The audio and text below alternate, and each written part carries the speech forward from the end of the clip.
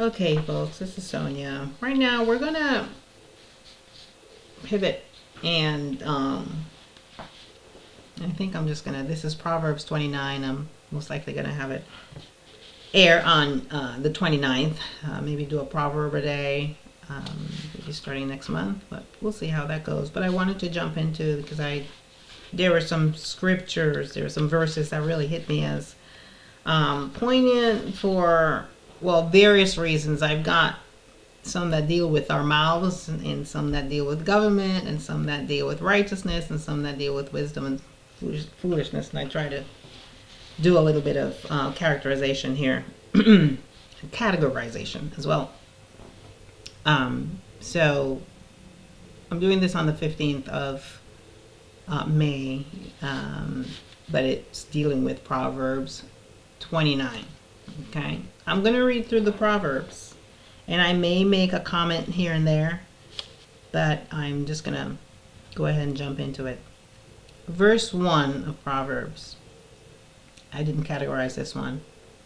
He who is often rebuked and hardened his neck will suddenly be destroyed, and that without remedy. He who is often rebuked and hardens his neck will suddenly be destroyed, and that without remedy.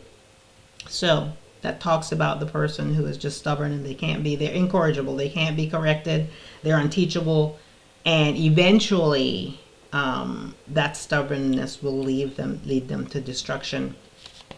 Verse 2, and this is dealing with government. When the righteous are in authority,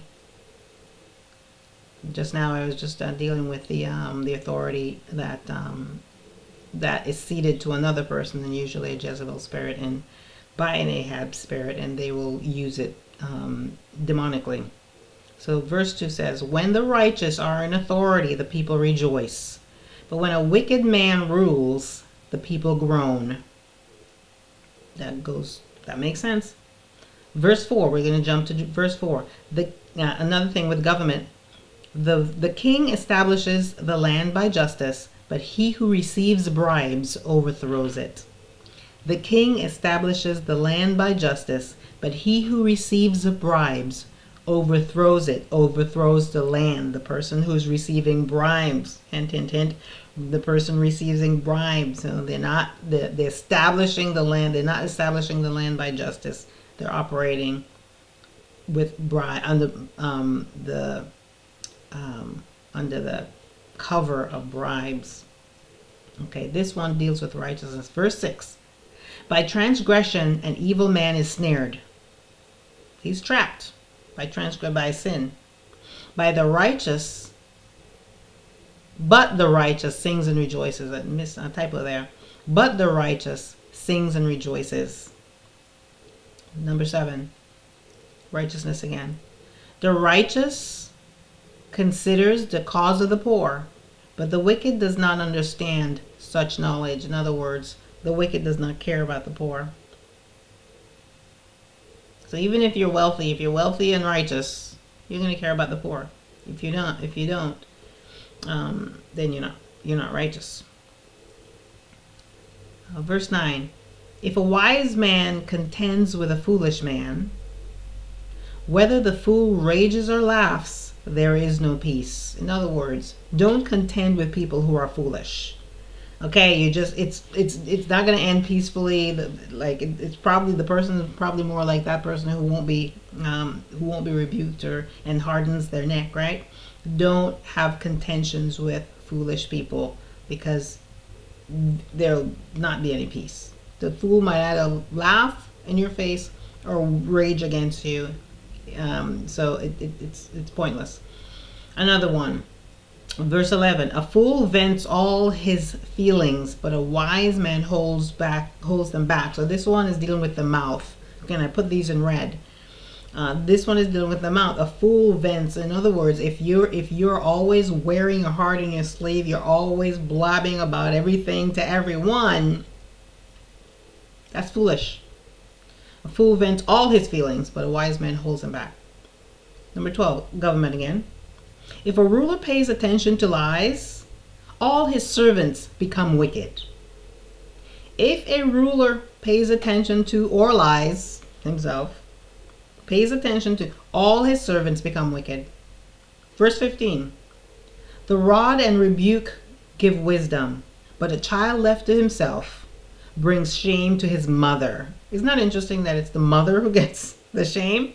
Because the mother's in the home raising the child. She's the one who gets to nurture and teach and educate, right? So if the child goes wrong, it looks bad for mom. Actually, it looks bad for both, but she's the one with the most influence in the home raising that child. And, she didn't use the rod. She didn't, rebuke the kid to give the kid wisdom. So you just left the kid to himself to raise himself. He's going to bring shame. Verse 16, when the wicked are multiplied, transgression increases. In other words, the more wicked people you have, the more sin there's going to be. But the righteous will see their fall. But the righteous in that, so the wicked may be more numerous than the righteous, but they're going to fall eventually. You think of the evil, that's perpetrated even in our land and other lands, right? And they're evil people who seem to, there's no justice. They just seem to run amok and do whatever they want, and it seems like there's no end. But the Bible tells us that when the wicked are multiplied, I think what they do, it's like kind of like Satan overplaying his hand, right? There's a lot of you and you're just doing whatever. I mean, you think of what's going on with transgenderism and all these pornographic stuff in schools that they're teaching to little kids, and the nation seems to be rotting from within, right? So when the wicked are multiplied, transgression increases, but the righteous will see them fall, will see their fall. So have faith. There is justice, and evil has an expiration date. Verse 17, correct your son and he will give you rest. So that's the opposite of verse 15, the rod of rebuke, okay? Here, they're correcting the son. Correct your son and he will give you rest. Yes, he will give you delight for your soul. So verse 17 is really the opposite of verse 15. Verse 18, where there is no revelation, the people cast off restraint, but happy is he who keeps the law. Where there is no revelation, the people cast off restraint, but happy is he who keeps the law. Interesting. It's very important to have revelation, because you can have law, but if you don't have the understanding, the wisdom, knowledge, and understanding with which to apply it, then it's useless, right? And so people just kind of fan it away. I don't need it because I don't understand it. I don't know it. That sort of thing. But happy is he who keeps the law. Do you see a man hasty in his word? This is verse 20. In other words, someone who blabs. There is more hope for a fool than him. So don't be so quick to speak. We have one mouth and 2 ears. I have to remember that for myself. Verse 22, an angry man stirs up strife, and a furious man abounds in transgression. An angry man stirs up strife, and a furious man abounds in transgression. Okay?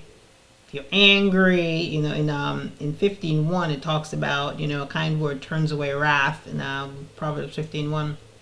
But an angry man stirs up strife, and a furious man abounds in transgression. Verse 23, a man's pride will bring him low.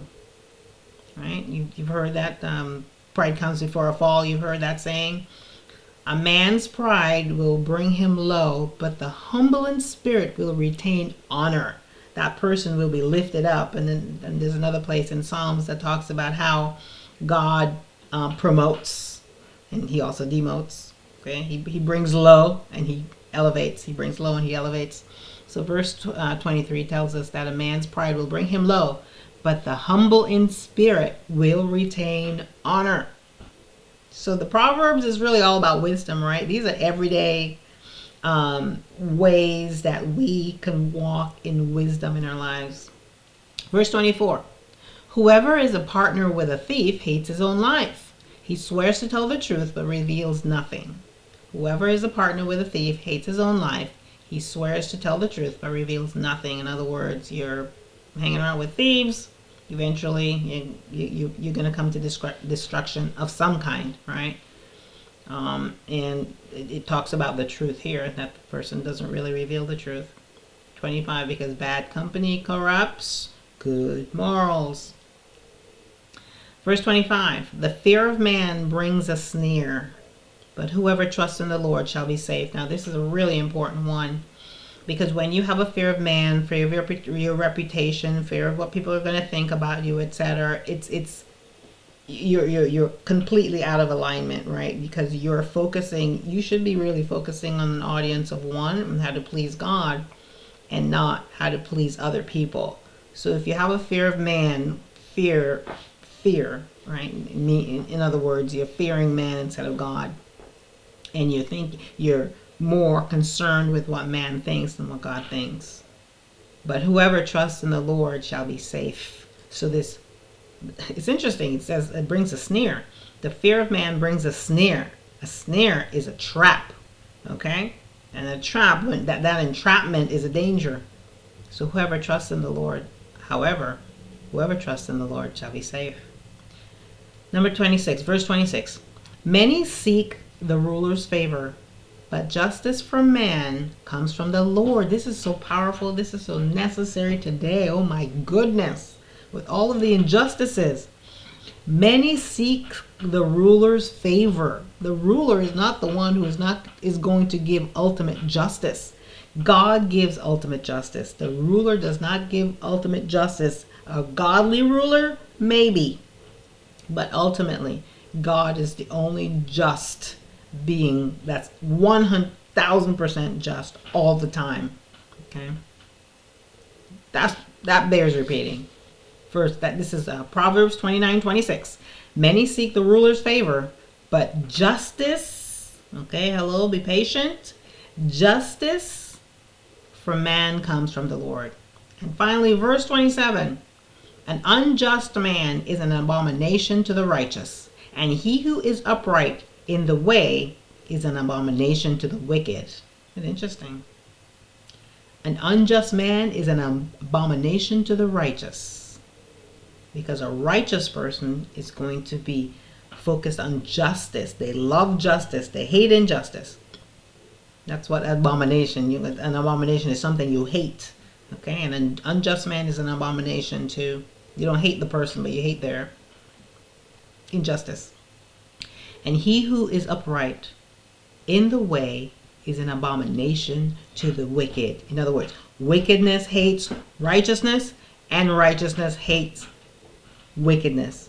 Wickedness hates righteousness, and righteousness hates wickedness. We love what God loves and hate what he hates.